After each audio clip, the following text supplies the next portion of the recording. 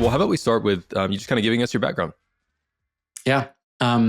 So currently co-founder of Aware, which is a SaaS for LinkedIn. Before that, I built and sold an agency that initially focused on sales and SDR, and then on content creation. And finally, it was mostly an SEO agency. Um, and then before that, I had no background in SEO. I was the head of sales and previously sales rep for a Silicon Valley company, really a services company, like masquerading with a little tech layer on top. So I got experience in both. Before that, I was a sales rep who did not want to be in sales. I thought I was going to go into like the hedge fund world, then didn't. Um, and before that, I studied moral philosophy in college. That's Nice. the reverse journey I'm getting here. Talking about microcomp, I feel like there were a lot of guys there who started in the service side of things, like SEO or like an agency, and then went to SaaS. Yeah. So, what was your reasoning for making that switch there? Apart from enterprise value, Yeah, agency I is mean that's a big stressful. one. Yeah, it's a big one. The stress per enterprise value gained ratio is way off in agencies for me, my Totally. personality type. If you're somebody who doesn't feel that like obsessive pull to make sure all the clients are happy all the time, you probably have a less stressful agency. Maybe arguably not as good of a one, I was about or to maybe a say, like, better if you're one, not, depending on. yeah, if you're Yeah, not stressed about keeping clients happy, you probably don't have much of an agency.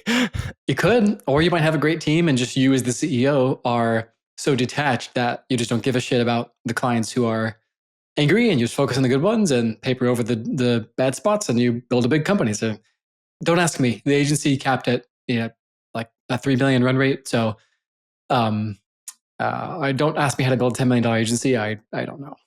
Um, Th- 3 yeah. million's a big agency, though. I actually had a similar experience. I came from agency and then I made the switch to SaaS for Okay. basically the exact same reason. It was like stressful, and then you had to deal with clients, and then I just felt like the stress per dollar gained was like not that great. Yeah, Totally agree with you.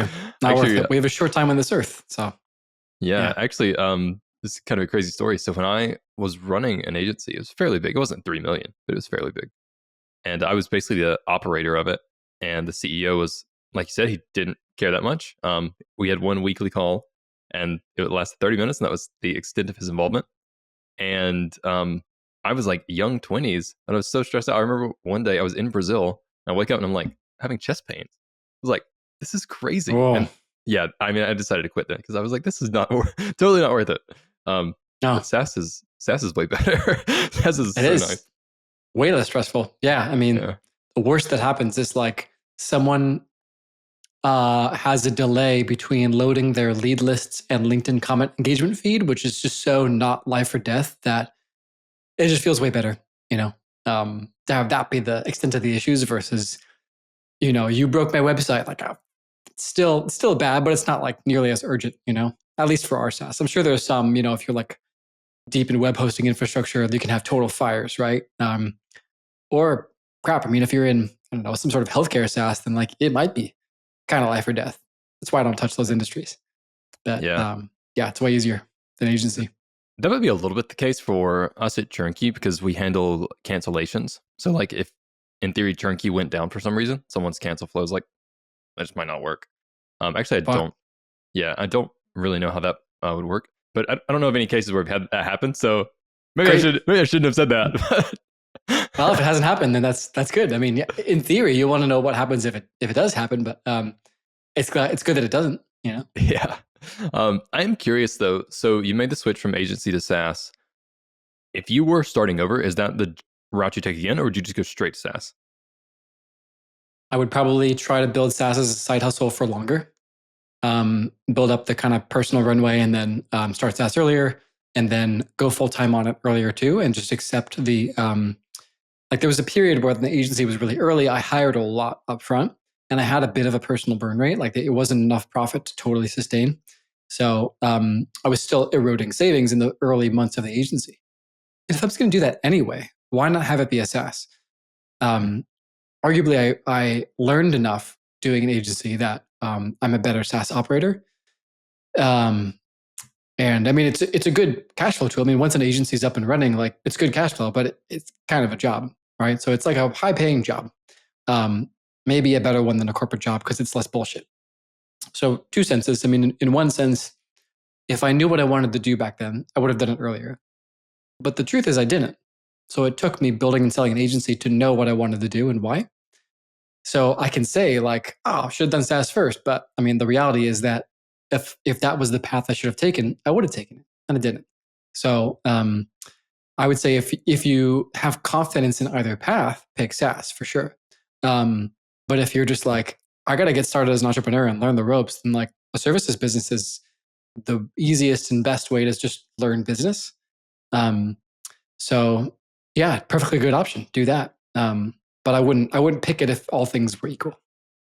Yeah, that was a much more eloquent answer than the way I would have phrased that, but 100% agreed. Like SaaS is a Okay. sweet place to be, Yeah, comma, and I think getting started, like it's extremely difficult to get into SaaS, especially if you don't have it's any true. business experience.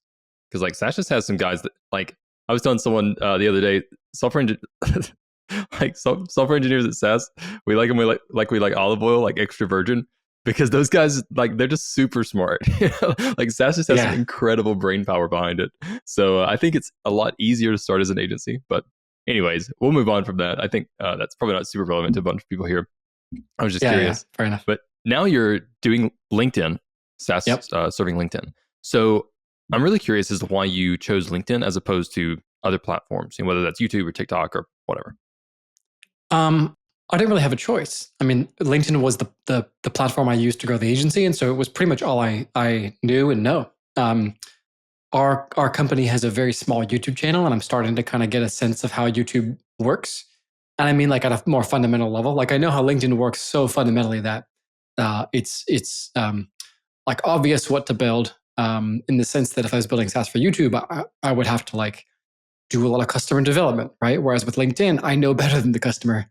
Doesn't mean that they still want to buy, but I generally have a better sense than most customers of what they should be doing on LinkedIn. And like we learned about at MicroConf, and is just true generally. If you know the workflow, you know the SaaS you should build, and then it's just a question of how many people use that workflow. So LinkedIn was the source of millions and millions of agency revenue dollars. So it was just natural that like having done this successfully, I know how it could be easier. And SaaS makes a business workflow easier than a spreadsheet, bookmarks bar, just using the platform natively. It's sort of the equivalent of like, as you start in a sport, you eventually go from rented gear or no gear to professional gear. And Aware is the professional ski gear for someone for whom LinkedIn works. If you don't know yet, you may not know what to do with it in the same sense of like, you may not know what ski gear to get. If you are like me and you've been skiing 5 times, you may not know. I just got some ski gear, which is why the analogy is there. Like I finally was like, all right, I think I get enough to know what to buy. But till you're there, you're not really sure. So we're kind of serving that like segment of people for whom LinkedIn is already producing pipeline, and up to the kind of pro level segment where you need advanced tools for managing large numbers of inbound comments, things like that. Um, we don't really serve very well the like, I'm coming over from X and I don't know what LinkedIn's all about, but I thought I'd get this tool. You might not know what to do with Aware. But if it already works for you, you're going to be like, oh, this is built for me. So that's kind of who we serve today and why. So you mentioned knowing like LinkedIn better than the customer. How do you prioritize, say, new features? Like how much customer request is involved in that versus you just knowing what to build? It's like half and half. A lot of the features customers didn't ask for because they didn't know it was possible or what to ask, or like they didn't, they felt the pain, but they weren't aware of a solution. Um, like we built a feature recently called influencer discovery, where you can find new influencers by topic they talk about, by what's in their profile. And people didn't know that that was the feature they wanted. They just came to us and said, it seems like Aware doesn't help me build lists. It helps me engage with the lists I already have. But if I don't have my own engagement list, like Aware's not really helping me. And I was like, yeah, it's not. Like I can help you as customer success to build lists outside of Aware and put them in, but we don't have anything in product for that. Yet the feature wasn't really requested. It was like us considering how best to serve this class of customer. Whereas other ones, for a while, we didn't have app mentions and tagging brand pages and personal pages in Aware. And it was just like every day people would be like, can I mention and tag in Aware? And I'd be like, no, no, no. And it's actually really tricky to build. So it took us a while to get around to it. Finally, we sat down. We're like, okay, we got to build mentions. It sucks, but we got to build it. And then that was just very clear. So I'd say it's half and half. Half is just like feature request list piles up, get a lot of the same feature requests, we build those. Other half is like vision, we knew it should be there, and we didn't ask anybody. And once we released it, they were like, wow, this is cool. But it was new. So yeah, 50-50 ish. Okay, cool. And let's talk about kind of the durability of LinkedIn. So there's a lot of change happening, say in the SEO world, which sounds like we both kind of have backgrounds in. So I think if you're looking back maybe like 5 years, SEO is pretty much the game to play as far as like a growing marketing pipeline. And now it's like not maybe. I think by the time it takes to get SEO results, SEO is going to like continually decrease. Like my brother, he doesn't use Google; he just uses ChatGPT, you know. And now they're coming out with AI search and AI deep search, and you know, all that stuff. So, anyways, SEO is a very changing game. AI is obviously changing a lot of stuff, and I think in my experience, it seems like there's been like a lot of AI posting on LinkedIn. So I'm just curious, is what you feel like is like the stability of the platform, like are strategies that worked 5 years ago still working today, or what's kind of like the rate of change there on a scale of like SEO to YouTube? Because I feel like YouTube's been pretty similar for 20 years or whatever. If YouTube was a 1 and SEO was a 10, it's probably like a 3 to 4, I'd say, on LinkedIn. Some things are changing, but when I talk with experts of LinkedIn, in my own opinion, is that very, very little has changed. Some tactical things have changed of like little things that don't really matter that much. The way you format your posts, the media types that are getting the most organic boost and reach, the presence of pay to play rising. But the fundamentals are still very much intact. Not to get too deep into this, but I have a different opinion on SEO. I think if people are trying to find a brand and a solution, it's still worth it to try to get them. You're just seeing like top of funnel SEO is totally nuked. Bottom of funnel is little changed. So if I were to segment, I'd say we get people finding us and my agency still via ChatGPT all the time. It's the same same stuff. Like good SEO is still leading to good GEO or AI SEO. In the same sense, good LinkedIn, like good non-hacky LinkedIn, remains a really good strategy. So if you were like a total broetry hacker in 2018, just taking the Josh Vector playbook and being like, I'm going to copy that word for word, 2 words, line break, 2 words, and just, like really maximizing mobile readability, you're not going to get anywhere with that strategy today.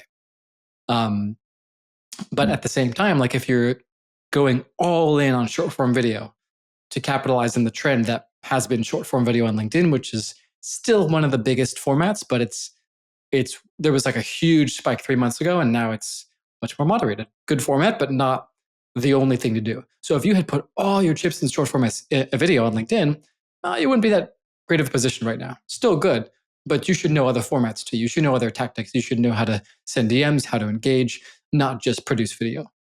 I say this as somebody who maybe 6 months ago invested more in short form video gear, learning how to do it and so forth.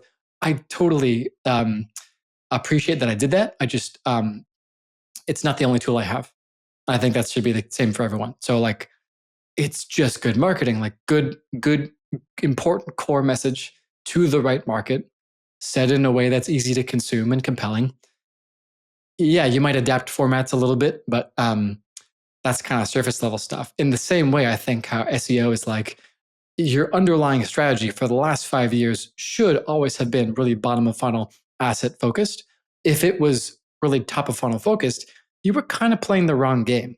Whereas same thing on LinkedIn, if you have been reposting viral YouTube videos and TikTok videos on LinkedIn for the likes in a way that didn't really correlate to your value prop, you were never really winning the game. You were just getting likes and reach, but it wasn't translating to business results. It's the same thing now. You can still get likes and reach doing that. But at some point, just like top of funnel SEO got nuked, you're going to see that tactic, I think, get nuked too. So if you were playing the right game, the rate of change is very slow. If you're playing the like superficial kind of short-term game and you haven't done that philosophical work to figure out what part of your product is really meaningful to people and what's the thesis behind it, then your game's going to have to shift every 3 to 5 years or more frequently, right? As you learn. So it's kind of like, which game are you playing? So what games are winning on LinkedIn, and how much is pay to play thing or pay to win? I still don't pay to play very much. It's happening more. Like average organic per post reach is declining for most people. Although for people who post at least weekly, it's not declining. Within that, there's a bunch of spread, right? Like we analyze the Aware customer base, and they are um, increasing reach total and only losing a little bit of average per post reach, but they're posting 28% more on average to make up for it. So they're gaining reach.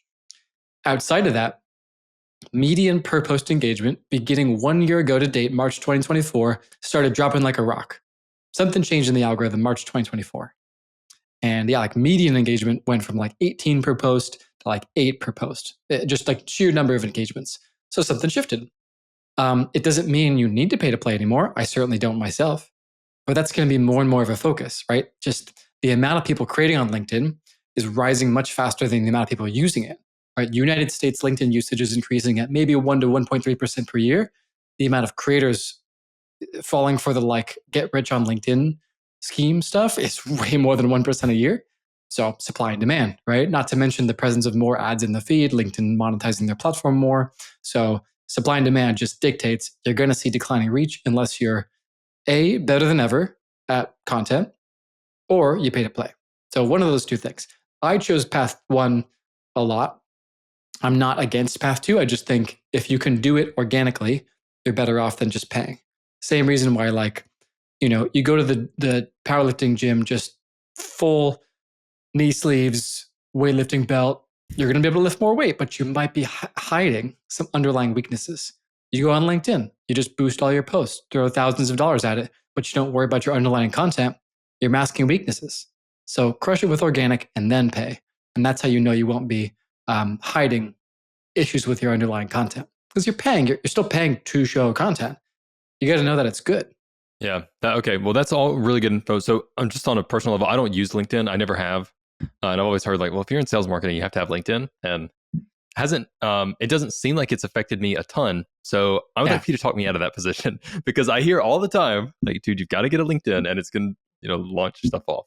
So how can, say, founders or others use LinkedIn and kind of succeed? And sort of what results should they be expecting there?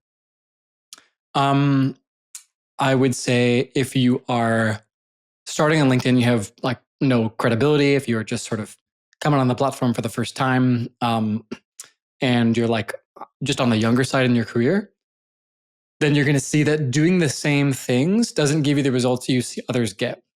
Somebody who has big 20-year background in their industry, people know them, they've been to a lot of trade shows, done a lot of offline reputation building, or they just straight up have a good reputation in their industry, but they haven't been posting, they're going to have it on easy mode. You post once on LinkedIn, people are going to flood because they haven't seen you. Like, oh shit, like this guy wrote a post and he never does. So you're going to see like pipeline happen right away. But like I said, the same is true. Like if you have a perfectly crafted post that mimics or is even better than a big creator, just say like a lead magnet, you're like amazingly formatted post, really cool looking lead magnet, great graphics, but you yourself aren't well known for whatever it is it's your value prop has to do with. Your post can get no likes and no attention, and it's just not going to go anywhere. And it's kind of a weird thing being in like the social media world, saying it's not about social media, it's about all the other stuff, because your content is going to do better if people engage with it, if they spend longer on it. And if you're well known by a higher percentage of people, in some cases a much higher percentage of people, then your like technical user signals, your dwell time, all the things that make a post do well or series of content do well are going to be better, but not for social media reasons, but for offline reputational reasons. And that explains the lion's share of the difference between all else being equal social media presences is what's the offline below the iceberg reputation and quality and caliber of the person, the industry they're in, who they're backed by, all this stuff. It's not your hooks. I mean, that's important. Again, all of the reputational factors being equal, your hook is important. But if you hold constant the social media quality, like the format, the media, all that stuff, then the rest of it comes down to the offline impact. And that's the biggest difference between someone who follows the playbook to a T and sees great results versus no results at all. Yeah. So let's say you have like two founders who are both doing all the right, say, in-person stuff, like they're going to conferences or whatever. They're in-person brand building. One has a LinkedIn, one doesn't. What have you seen as the difference between those two companies in lead gen? Huge, enormous. If it can be like major strategic channel where you get arguably most of your pipeline from LinkedIn, or not at all, like maybe one lead every couple of months. The difference is really, really widespread. Take like an Adam Robinson, for example, right? Bootstrapped founder, like clearing, what, 600K of net income per month with reinvestment across two different SaaS companies. That has offline credibility. His hooks are good, but it doesn't really matter as much because the results are real. You take somebody who's just starting out, just founded their agency or SaaS company or whatever, their presence, and they're writing this amazingly formatted content. You're probably going to get almost no leads. We have almost no leads from YouTube. That's an example. Like as good as we are on LinkedIn, YouTube hasn't worked for us yet. So it's the same idea. Like another YouTube creator with huge following and who knows what they're doing, you're going to print money from YouTube. Whereas we're going to be like, I haven't gotten shit from it. It's the same deal on LinkedIn. It's totally widespread. It could be tens of millions in value per quarter or more, all the way down to zero. So huge spread. I definitely wouldn't say that if you do LinkedIn very well, that you're guaranteed to have results on it. Even if you do it, okay, and you have that offline factor in place and just the credibility is real, you do damn well. The style part of it is like an enhancement. The substance is the thing that makes it go. And then the production value is the thing that makes it go from good to great. So you can be good if you have substance. You don't have substance, you're never going to crack even good results. Gotcha. Interesting. So let me ask some questions kind of closer to my specific situation. Hot tip for anyone listening: if you want free advice from really smart people, just start a podcast. So what we're kind of doing right now is we're just posting, I think, 2 or 3 times a week. We have some kind of mix of like shorts, some mix of just text content. I think our LinkedIn views are growing, connections growing, followers are growing, all that stuff. So the surface metrics all look pretty good. I don't think we've like really started to convert. And these are the founders who are posting. Yeah. And then of course it's all organized by marketing. We provide the content and so on. Probably shouldn't have said that. So, oh well. Anyways, as far as like, what am I doing wrong to not get maybe the results we're looking for? I won't have you diagnose it right here, but sort of where should I start looking to move needles and change things to boost how many results we're getting out of LinkedIn or boost our lead gen? Is the average engagement per post increasing? Yes, maybe. Actually, I said that. I'm not sure. I'm sorry. I haven't slept in a while, and I thought you were asking a different question. So my mind was like already geared on yes. Oh yeah. Okay. I thought you were about to ask like, is our average views per post increasing? And I was like, yes, but engagement, I'm actually not sure. I think we get a little bit of an engagement. Like it's not zero. Yeah. Well, so if average engagement per post is increasing and the breakdown of relevant versus non-relevant engagers on the post is also increasing, it just comes down to the message. So how close is the message to your core value prop? And if the message is too far away, you can increase reach all day and you won't see results. The trick is if you're very, very close to your value prop and you're pretty much just listing product features, then you have a harder time growing average engagement. So the balance and the art of it is, can you grow attention while not sacrificing relevance? And that's tough. That's why you need to kind of know the conversation on LinkedIn. You need to know what works. You need to be able to dress up product features with an entertaining or really highly consumable content style. Like that's where substance comes into play too. Do you have a compelling thesis? You can get likes on posts that have no compelling thesis, but there's not a lot of like through line through them. What you want is for people to really understand what you believe and what your product does and how it can help them over the course of a few months. And to do that, you have to have the combination of the company message coming through. Like, here's what we believe about running a better subscription business. You're working in all the reasons why people have churn, how typical churn management solutions don't work, from not doing it at all to competitive solutions, and then like kind of the new way of doing things. And the tricky part, it has to go well with the people who are the brands, right? So it has to like sound like the founder. It has to sort of be, in their voice almost, ideally. So there's a lot of factors at play, and it's the combination of the personal and the professional that make it so tricky. But once you nail that, all those things, and you hammer it for a few months, you'll be in way better shape. Um, but there's the tricky part of LinkedIn is there's so many reasons why. One other one is, are you doing outbound engagement? So if you're not doing outbound engagement, like frankly, a good amount, that's another thing where on LinkedIn, you used to be able to not, and now you can't grow without it pretty much, unless you're starting from a very high baseline. So that has emerged as a necessary factor where it used to be an optional accelerant. It's no longer optional. You pretty much won't take off without a ton of time without outbound industry engagement. So when you say outbound industry engagement, what exactly are you talking about on LinkedIn? So build a list of 50 SaaS founders or 200 SaaS founders and or other people talking about churn, like industry people, elder statesmen of SaaS, that type of stuff, and engage with lots of their posts per day. Aware makes that easier. That's kind of our value prop is you can do that on Aware. It makes it easier, blah, blah, blah. But you could do it with a spreadsheet. But if you did, do keep everything the same that you're doing and do 20 relevant comments per day on posts that are more than 12 words and you're not embarrassed by, and then talk to me and see if their results are similar, right? Like that's what I would say to do as far as like one more thing you could do to take things up a notch on LinkedIn. Gotcha. So we're doing almost zero outbound. In fact, I'm not aware of any at all. The founders might be doing some on their end, but okay. So that's interesting. So how much, in terms of like percentage, how much of your effort on LinkedIn is outbound versus just posting whatever, high quality stuff, but posting? If you have the same, let's say 3 hours a week of LinkedIn execution, whatever you can't fill up by inbound engagement responses, meaning there's so much on your posts that you're filling up that bucket with inbound response, you're filling up with outbound. There will be a point where you have enough inbound response engagement, you don't need to do any outbound. I mean, it's the same thing as marketing, right? Like if your sales team is so full of inbound leads, they don't got a prospect. I mean, you can argue that point, right? But in theory, that's kind of the same thing on LinkedIn. Take your same 3 hour bucket.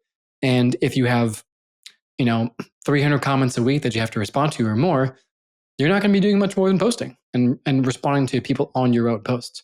You're not getting that? Well, fill it up with outbound until it creates so much inbound that you're just managing that balance over time. Gotcha. Okay, well that's super helpful to me. So maybe I need to start doing some outbound stuff or something because we're definitely not getting that kind of like inbound engagement. Okay. And our effort on LinkedIn is probably less than 3 hours a week. But I have people tell me all the time like that I should be investing more into LinkedIn. So fair enough. I mean, sure, you don't have to, but if you're going to do it, if you were to fill, let's just say 1 hour a week, I would spend 20 minutes writing one good post and the rest of the time engaging with relevant content. Okay. That's very helpful. Good to know. And then you're kind of keeping them in stair step. But when I asked a couple larger influencers on a webinar yesterday, Brianna Doe and Morgan Ingram, they said 95% of their time investment is engagement versus content creation. That's too extreme for me. I would balance that to more 60-40, but my time investment is always going to be more on engagement than posting, just not quite that extreme. Unless you want to take it there and see how it goes, in which case I'd love to see that experiment. But I mean, I know people that use Aware to write 100 comments a day in 20 minutes a day, and they grow really, really fast. It just kind of takes a lot of discipline. It's like the marketing equivalent of cold calling to do that much commenting. Yeah. What's like typical, say, time to results on LinkedIn? So maybe go back to the SEO versus Google scale. So like, I'm sorry, SEO versus YouTube. You can tell that I've not slept in a while. So like YouTube, I mean, we can post videos and like we've got views in, minutes, whereas SEO is not that way. So for anyone not aware, it takes much longer, like definitely months, and there's exceptions, but in general, anyone listening to this, it's going to take you months to get SEO results. So what's kind of like the time to results on LinkedIn? When I was doing ghostwriting at my last agency, those people that came in with a good industry credibility, they would see 2 opportunities in the first hour after writing a post, like a fresh post. They haven't posted in a long time, finally write a good one, 2 ops in the first hour. Because people come out of the woodwork. And then once the woodwork come outers have done that, then there's a bit of a dip and you got to build back up and reach new audiences. So I would say if you have a lot of like unactivated latent brand awareness, you can activate that real quick. But then reaching new audiences, well, it's a brand awareness game. So you're talking weeks to a couple months at least. Yeah, actually, when I think about brand as far as our marketing efforts here at Turnkey, like our time to ideal results from brand is a year. So when we're thinking about our marketing, it's like, how do we fill our pipeline this quarter? And then the branding stuff's technically everything after this quarter, but Yeah. a lot of it's like, how do we fill our pipeline in 1 year, 3 years, 5 years, you know? LinkedIn is both. LinkedIn can, I mean, the beauty of it is like, we were talking about with LinkedIn being demand gen, the right kinds of content can blend both. Here's an example, I'll get really tactical of a type of content that does that. You, in the same post, talk about loop in your career history, how you learned of the problem, the new way of solving the problem, what this means for your customers, drop the feature, and then a GIF of the feature being used, like a literal moving image of the feature being used in the same post. Write 20 comments before the post goes up, respond to all comments you get on that post within a few minutes. There's your simultaneous brand building because you're talking about your history, your personal brand, belief system, and demand gen because you're showing the product itself. I do that all the time. Cleans up. Interesting. Okay, that's a very helpful little tip there. Good. Yeah, send me the post if you want, like the draft before you post it, and we'll look it over, tighten it up, and then we can use this as like a, hey, we tried it after the show, and here's how it went type of thing. Okay, I will absolutely do that. Great. And I think one question before we hop off here. So, are there any kinds of people who should not be doing LinkedIn? Yeah, if your market doesn't sit at a desk. So if your market is like plant managers, leaders of mining operations. I mean, these are real things that I've come across. You also got to be mindful of your LinkedIn active TAM. So if your LinkedIn active TAM is, I mean, everyone's got one, right? I mean, you have retail store managers using LinkedIn. There's just fewer of them. So if your LinkedIn active TAM is very, very small, you're gonna have to connect with them first, a lot of them, and then expect that your growth will be kind of capped. But if your LinkedIn active TAM is huge, right? Like people who run SaaS companies, it's freaking huge. Like you're going to have a lot easier success, and you'll be playing the game on easy mode. So if you're playing the game on, if you look at the game and you're like, a lot of our market doesn't use LinkedIn. Some do, but so many don't. It's going to be hard. Then you got to weigh the value of doing LinkedIn on hard mode versus other marketing channels entirely. And that's a qualitative decision. But you might just look at SEO and be like, oh man, that for us, that's an easy game to win, right? We got high domain authority, we got really good content. We're going after, I don't know, we're a personal injury law firm and just like super competitive, but not in this one random city that I'm in. It makes so much sense. LinkedIn for that, suburban Kansas personal injury law firm is like, heck, how are you going to do that on LinkedIn? It's just going to be, you can do it, but it'll be way harder. So it becomes like a weighing machine of how difficult will the game be for you? And that's the percentage of your market that is extroverted and uses LinkedIn. Oftentimes, the closer to sales marketing founders and people who care about revenue, or recruiters. There's like recruiting, HR is another big, like they use LinkedIn more, they post more. A while back, I posted the percentage of people on LinkedIn by industry that post. I can dig that up somewhere, but like tech is like 28%. Agriculture is like 4%. So, you can do that math, and that's the multiplier of your difficulty. You sell to tech, LinkedIn's going to crush. You sell to agribusiness, it's going to be really hard. You can do it, but expect an uphill climb. And then the next part is just like what level of the org. The higher up you get, the closer to executive and revenue you get, easier. Lower, the harder. Accounts payable people, there's somebody growing their account in the accounts receivable industry. They're using Aware and so forth. And they're like the only one. So I was like, all right, they're gaining steam pretty fast because there just are no accounts receivable influencers. So you're getting that LinkedIn active TAM knowing that 95% of them don't post, but 5% is still a good amount if you're the only one. So for her, it's like, it's medium difficulty. It's a good channel, especially because it's so cheap. You don't have to pay anything to post. Yeah. Okay. Interesting. Yeah. Talking about like agriculture. I live in a little town in Costa Rica, and there's literally more cows than there are people. Yeah. And I would not be surprised if you told me like half the people in that town literally don't know how to use a cell phone. I'd Yeah. be like, yeah, okay, that tracks. Door to door postcards can be way more effective, right? Like shaking hands and dropping off a bag of fruit is what I'd do. I'm not a LinkedIn guy. I'm just a revenue guy. So I'm not attached to this. I'm just like, yeah, if it works for you, great. If it's not, then cold call. Like do whatever you want. Oh, they really do drop stuff off at my door. Like not Yeah, always fruit. They'll like leave little candies and flyers. love that. Love Costa Yeah. Rica. I'm gonna be there in a week and a half. So yeah, Oh my god. amazing. Yeah, it is amazing. You'll tell me where you're going after the show. Maybe I can give you Cool. some Yeah, tips. West Coast. But I'd love some tips. We're gonna stay in this like treehouse, 3 hours from Liberia. But Oh my god. pumped. Yeah. Yeah, that's gonna be amazing. Good for you, dude. Well, hey, anything else that I should have asked you about LinkedIn that I didn't in my ignorance? Um, a lot of people treat LinkedIn as a place to prospect via comments and DMs. And they only engage with people who are like, they definitely want to sell to. I think it's a bit close minded. That's like going to a conference and not saying a word to anybody but your target customer. That kind of sucks, like just make friends. So do the same thing on LinkedIn. Just make friends. Yeah, you're there to eventually grow your business, but if you only do that, you're like that guy, the guy that only wants to talk to you if you're a lead. And that's not going to create the best reputation. So don't lose the social skills when you're social selling. A lot of people do get behind a screen. They lose all of that juice of just like how to interact with humans, and it does not go well for them. So don't make that mistake. Be social. It sounds like you're speaking from experience of people who don't know how to interact with people. Oh yeah, definitely. Oh yeah. So in our industry in SaaS, that might be the majority. It's a lot. It's a lot. Well, Yeah. Alex, thanks so much. This has been awesome. When people want to learn more about you, what you're doing, where should they go? LinkedIn's a great place. Our website is useaware.co, but it's called Aware, not UseAware. There's a little how to address the brand. But LinkedIn's the best place to figure out what I'm doing. I'll direct traffic for whatever we're working on if you go find me there. Awesome. Well, Alex, thanks so much for hopping on. And yeah, see you guys later.